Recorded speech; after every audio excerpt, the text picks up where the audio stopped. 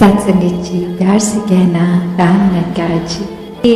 एक आइडेंटिटी, ये सत्य जो हमेशा से सच था और सच रहेगा, आज भी सच है, जो समय के साथ बदलता नहीं, जो परिस्थितियों के साथ बढ़ता घटता नहीं, इसकी कोई शुरुआत नहीं, इसका कोई अंत नहीं। तो ये सच, इसको देखा जा सकता है, इस परमात्मा को अपने जीवन में लाया जा सकता है और फिर इस परमात्मा के साथ हर पल जीवन का इसके एहसास में रहकर भक्ति की जा सकती है। तो ये एक भाव मन के भक्तों के हमेशा से जो रहे कि कोई भी इस संसार में इंसान है तो ये आत्मा उस इंसान की पीड़ित है और इस आत्मा को एक आनंद सुकून मिलना है तो परमात्मा के साथ मिलकर ही ये आत्मा निराकार की अंश जब अपने परम स्रोत में जाएगी तो ही एक तत्व एक इस्टेब्लिश होगा और ये एक मिक वाली अवस्था, ये एक हो जाने वाली अवस्था। और कैसे फिर हर समय भक्तों ने यही अपने आप को महसूस किया कि परमात्मा और उनकी रूह एक हो गई है और वो ही आनंदमय भक्ति भरा जीवन जीते हैं। फिर ये शारीरिक रूप तक ही या फिर कोई शरीर की पीड़ा, कोई धन दौलत, इससे भक्तों ने कभी भी अपने आप को एक जोड़ा नहीं। महलों में रहने वाले भी भक्त भक्त हैं, झोपड़ी में रहने वाले भी भक्त भक्त हैं। कभी भी एक अवस्था सिर्फ भक्ति की धन दौलत से तुलना नहीं की जा सकती उसकी, क्योंकि एक मन की अवस्था है, ये तो परमात्मा पे विश्वास, परमात्मा के एहसास से जुड़ी हुई अवस्था है। इसकी आर्थिक स्थिति से कोई इसका लेना देना नहीं है। तो ये धन दौलत, ये घर परिवार, ये रिश्तेदार, ये तो जीवन में जो जुड़े हैं हमारे साथ, तो इस शरीर की जब तक ये सांसों की यात्रा है तब तक ही ये सब है। और ये जो असली नाता जिससे जुड़ा है इस आत्मा का, ये परमात्मा के साथ, ये एक इटर्नल रिश्ता है, ये हमेशा के लिए रहने वाला रिश्ता है। ऐसे ही अगर हम एक कोई धर्म ग्रंथ खोल के देखें तो बात यही समझाई जाती है कि 84 लाख योनियों के बाद मनुष्य जन्म मिला है और ये आत्मा हर बार शरीर बदल बदल के अपने ही शरीर में इतनी कंफ्यूज होकर उसी को सत्य मान लेती है। और इंसानी जन्म में भी फिर ये मायावी रूप जो भी आंख देखती है उसको सच मानकर एक अपने जीवन को फिर इन कार्यों की ओर ही इतना ज्यादा व्यस्त कर लेते हैं कि परमात्मा के लिए फिर मन को समय नहीं मिलता। और अगर हम वाकई ही हर दुनियावी चीज से जुड़ते जाएंगे तो फिर ये उतार चढ़ाव बना रहेगा, ये मन में भी सुकूनदायक नहीं होगी, क्योंकि कोई चीज किसी समय के लिए तो सुख देती है, फिर वही चीज एक दुख का कारण बन जाती है। तो कैसे हर समय का अगर सुख चाहिए तो फिर ये परिस्थिति से जुड़े ना जुड़े, पर ये परमात्मा की ओर जिन्होंने अपना मुख रखा, विश्वास रखा, वो हर परिस्थिति से बहुत ही सहजता से सुकून में निकल जाते हैं। जैसे ये जगह का नाम भी शांतिपुर है, तो शांति कैसी शांति? ऐसी शांति जो पल भर में है, पल में नहीं है, या हमेशा के लिए चैन सुकून वाली शांति। तो संतों ने एक बहुत ही सरल रास्ता बताया है हमेशा के लिए शांति प्राप्त करने का, और वो यही है कि परमात्मा से जुड़ो, परमात्मा के एहसास में अपनी सोच को रखो, ये दिल में परमात्मा को इस तरह बसा लो कि हर समय ही कोई काम करते हुए ये परमात्मा की याद मन में बसी रहे, इसी के एहसास में हर काम करते रहे। तो कैसे फिर हमेशा रहने वाली शांति से जब जुड़ेंगे, स्थिर के साथ जुड़ेंगे, तो मन भी स्थिर हो जाएगा, मन भी विशाल हो जाएगा। और ये शांति फिर वही अवस्था, जैसे अक्सर आप सभी ने गौतम बुद्ध जी की वो कहानी बहुत बार सुनी कि कोई व्यक्ति आता था और उनके ऊपर थूक के चले जाता था और उनके मन की शांति, ये उनके मन में टॉलरेंस इतनी कि वो अपनी अंदर से अवस्था को बिगड़ने नहीं देते थे। वो चाहे कितनी बार आके ऐसा कर जाता और उसी तरह इस परमात्मा के एहसास में मगन रहते थे। फिर वो एक शरीर का भी कोई कष्ट नहीं, उनके एक परेशानी भी उसमें नहीं झलकती थी, ना वो कोई कठोर वचन उस व्यक्ति को बोलते थे। और कैसे फिर एक दिन अपनी गलती का एहसास करके वो व्यक्ति जब उनसे माफी मांगने आता है तो भी उनके स्वभाव में कोई फर्क नहीं। जैसे जब वो थूकता था उन पे तो उसके साथ पेश आते थे, माफी मांगने पर भी उसी तरह आए। तो संत तो ऐसे एक किसी भी अवस्था से जुड़ते नहीं हैं, एक दुख सुख से ऊपर आनंद की अवस्था में रहते हैं। फिर कोई अच्छी बात बोल रहा है, उन्हें बुरा बोल रहा है, कोई अच्छा एक व्यवहार रख रहा है उनके प्रति या नहीं रख रहा, वो उन चीजों से नहीं जुड़ते। ये एक आनंद की शांति की अवस्था ये अचीव कर लेते हैं संत। और यही अवस्था हम सबके भी हिस्से आई है, क्योंकि ये जन्म इंसानी रूप में हम सभी को मिला है। और ऐसा करने के लिए ये अपॉर्चुनिटी है, ये हमें समय इस परमात्मा ने दिया है कि इंसान के शरीर में आए हैं तो वाकई ही इंसान बने। और जब पूरी तरह से इंसान बनने का मतलब यही कि परमात्मा की अंश है हम, परमात्मा का ही रूप है, तो पूरी तरह एक परमात्मा बन के जिए।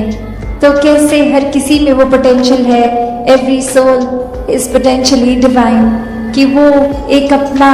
दैवीय रूप हर किसी का जो है उसको इंसानी जन्म में जिया जा सकता है और पूर्णता से खुद को इस परमात्मा के साथ जोड़ा जा सकता है। तो अगर ये इंसानी जन्म हम व्यर्थ कर देंगे, हर समय यही सोचेंगे कि अभी बाल अवस्था है, पढ़ने लिखने खेलने की उम्र है, या फिर नौजवानी में कोई और जिम्मेवारी काम है, या फिर बुढ़ापे में करेंगे भक्ति, तो बात वही कि किसी को नहीं पता कि हमने कब इस संसार से रुखसत हो जाना है। तो बात वही कि एक समय की इंतजार न करें, भक्ति अभी से आज से शुरू करी जा सकती है। इस परमात्मा से जितना गहरा नाता बनाएंगे, हमारे सारे सांसारिक कार्य, सब जिम्मेवारियां वो भी बहुत ही सहजता से स्वाभाविक रूप से निभ जाएंगी। एक उसको अच्छे से निभा लेंगे और प्राथमिकता फिर भी परमात्मा अगर है तो, वरना तो ये जिम्मेवारियां निभाते निभाते वो जिम्मेवारियों को हम बोझ भी समझ लेते हैं। ये भूल जाते हैं कि ये जिम्मेवारियां, ये परिवार, ये भी तो परमात्मा का ही आशीर्वाद है। जब हम उस इक्वेशन से परमात्मा को निकाल लेंगे तो सब बोझ लगता है। कभी कभी तो मानसिक तनाव भी ऐसा आ जाता है कि हम खुद को ही बोझ अपने ऊपर समझ लेते हैं। तो वही बात संतों ने हमेशा समझाई, आज भी समझाते हैं कि जितना इस निराकार से, इस परमात्मा से जुड़ेंगे, इसको हर समय पहले ब्रह्म ज्ञान द्वारा इसको देखकर फिर इसमें विश्वास होगा और फिर इस परमात्मा से प्यार होगा और फिर ये प्रेमा भक्ति का जीवन, इस तरह एकत्व का जीवन बन जाएगा आत्मा परमात्मा का, कि सिर्फ फिर ये रूह और निराकार का रिश्ता नहीं, ये तो निराकार हर किसी में है, कण कण में है पूरे ब्रह्मांड के। तो हर एक इंसान से बिना भेदभाव एक प्यार होता चला जाएगा, क्योंकि एक इंसान जब खुद ही प्रेम बन गया है तो प्रेम ही बांटता है। तो कैसे हर किसी ने जहाँ अपने जीवन में प्रेम को अपनाना है, पहले खुद बनकर प्रेम ही बांटना है। फिर ये किसी के प्रति इंसान नफरत कर ही नहीं सकता, क्योंकि सभी में परमात्मा है और ये नजर आएगा। तो कैसे ये परमात्मा को हर समय देखते हुए इंसानी जन्म में ही ये भक्ति की जाए। एक मुक्ति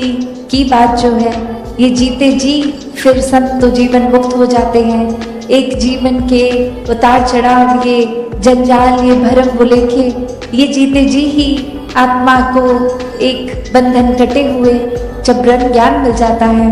और जब आंखें बंद हो जाती हैं, मृत्यु आ जाती है,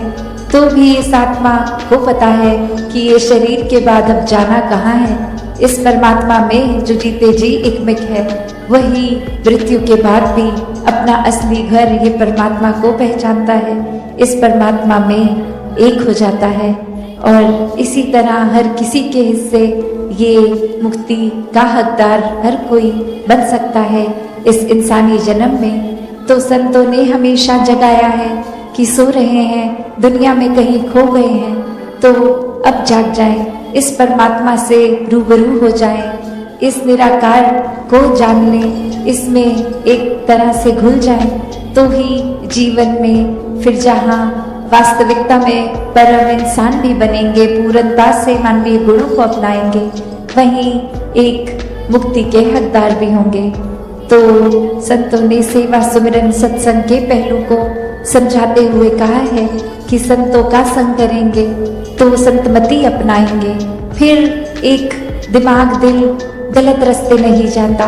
फिर वही संत जो खुद परमात्मा से जुड़े हैं वो तो फिर एक सच का रास्ता ही दिखाएंगे, जीने का सही तरीका ही समझाएंगे। तो सत्संग की महत्वता संतों के कारण एक मन से सुमिरन, इस नाता, ये जो परमात्मा से नाता है, इसको स्ट्रॉन्ग करने के लिए, इसको और मजबूत करने के लिए सुमिरन मन से इस परमात्मा के लिए, और सेवा भाव सास, फिर चाहे तन स्वस्थ हो या अस्वस्थ, एक ये सुकून मन का वैसा ही कायम दायम रहेगा। तो ऐसा जीवन संतों ने समझाया है कि ऐसा जीवन जीना एक पॉसिबल है, हर एक के लिए ऐसा जीवन जीना एक मुनासिब है। तो कैसे इसको जिए? तो बात वही कि परमात्मा से जुड़ के हर समय के सुकून में रहें। और अब अगर आगे सोचें कि ये ब्रह्म ज्ञान भी जीवन में आ गया, एक निराकार के एहसास में भी रहने लगे, सेवा सुमिरन सत्संग भी करने लगे, पर एक मन का बदलाव अगर नहीं है तो फिर ये ज्ञान भी मन में नहीं टिकता। और मन से जुड़ी हुई जो पहली चीज़ आती है वो अहंकार तजना, वो एक समर्पित भाव, मन को एक अपने होने के इस एहसास से हटना होगा और इस परमात्मा के लिए हर हमेशा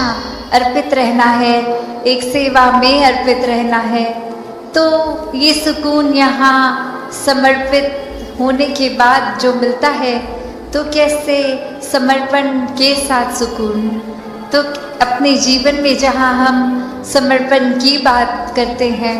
तो ये समर्पण कैसा समर्पण है? एक समर्पण सिर्फ ये तो नहीं कि कभी अक्सर जीवन में हम देख लेते हैं, हम कह देते हैं कि हमसे कोई सीनियर है, वो कुछ ऑर्डर्स दे रहे हैं और हम करते चले जा रहे हैं। अक्सर किसी ना किसी प्रोफेशन में देखा है, ऑफिसेज में या किसी भी सर्विस में, तो एक सीनियर का ऑर्डर मान लेना या फिर कोई अथॉरिटेटिव पर्सन, कोई टीचर, कोई और इस तरह से जो हम पे कोई बात करते हैं और वो मान लेना, वो अक्सर ये रूप उसका समर्पण का नहीं बन पाता, क्योंकि ये रूप तो वो डर से है कि वो जो कह रहे हैं वो करना ही होगा, वरना नौकरी से निकाल दिए जाएंगे, वरना फिर कोई और इस बात की रिपरकशन हो सकती है। तो एक वो बात मानना वो हर प्रोफेशन में हो जाता है, पर मन वहाँ समर्पित नहीं होता, वो किसी भय के कारण या किसी और अन्य कारण से समर्पण होता है। तो यहाँ समर्पण होना मतलब एक दिल में प्रेम को रखते हुए प्रेम से समर्पित होना, ये प्यार से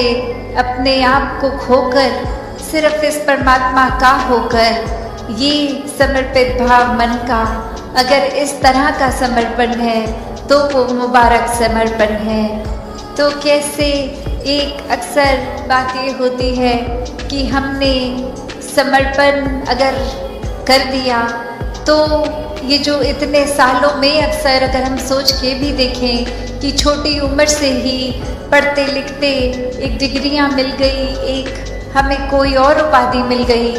तो ये कमाने के लिए चाहे कितने वर्ष लग गए, पर जब समर्पण की बात आती है, अहंकार को तजने की, अहंकार गंवाने की, तो उसमें उतने ही साल नहीं लगते। ये तो एक पल में ही समर्पण हो जाता है। जैसे ही ये मन समझ लेता है कि ये शरीर मैं नहीं हूँ, ये आत्मा का असली रूप परमात्मा है और शरीर ने तो अपनी यात्रा कुछ सालों में करके इसका एक विनाश हो जाना है, तो कैसे ये समर्पित जीवन जिया जाए जब तक जीवन है। तो बात वही एक कहानी के साथ तासनी रखना चाहेगी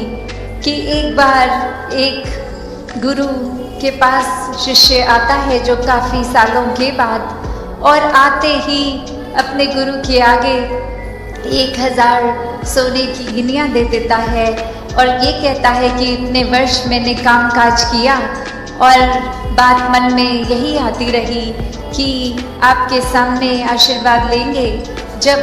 1000 गिनियाँ पूरी हो जाएंगी, और आज ये बोरी भर के आपके पास ये समर्पित करने के लिए आए हैं और आप इसको कबूल कीजिए। वही वो गुरु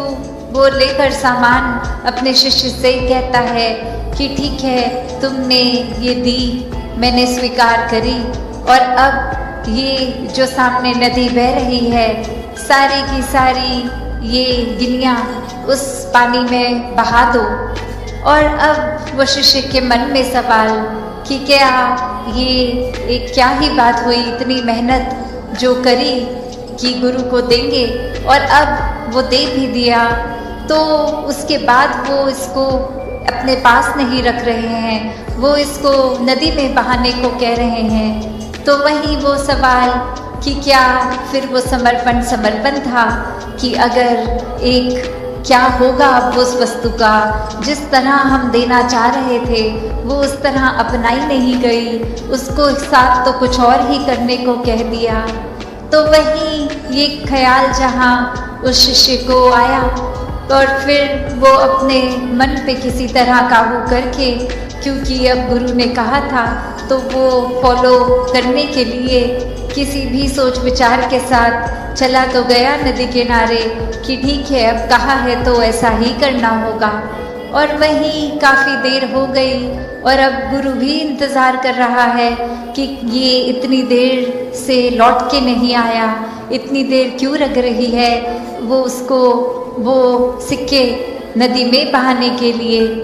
तो फिर वो गुरु ही खुद उस नदी किनारे जाते हैं और क्या देखते हैं कि वो शिष्य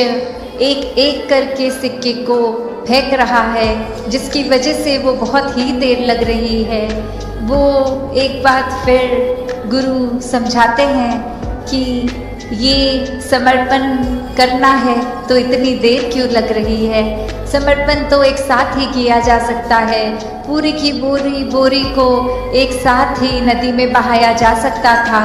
तो एक एक करके क्यों, इतनी देर लगा के क्यों। तो ये कहानी में तो ये मन की अवस्था ही है कि हम किस तरह एक अपने मन को इस तरह मान लेते हैं कि कोई अटैचमेंट हो गई, कोई और कारण से अगर ये लगा कि कुछ वस्तुएं इकट्ठी हो गई हैं, कोई उपाधियां मिल गई हैं, या कहीं अपने